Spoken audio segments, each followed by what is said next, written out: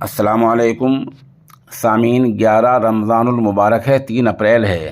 خبر کا عنوان ہے: ملک میں ایک بار پھر کورونا کے خطرات بڑھ گئے ہیں۔ چنانچہ ہندوستان میں پچھلے 24 گھنٹوں کے دوران کورونا وائرس سے متاثر لوگوں کی تعداد 3,441 کی سامنے آئی ہے، یعنی 24 گھنٹے کے اندر 3,441 نئے مریض کورونا کے سامنے آئے ہیں۔ اس کے بعد علاج کرا رہے مریضوں کی تعداد بڑھ کر 20,219 ہو گئے ہیں۔ مرکزی وزارت صحت سے جاری اعداد شمار کے مطابق پچھلے 24 گھنٹوں کے دوران کورونا سے ملک بھر میں 11 لوگوں کی موت ہوئی ہے۔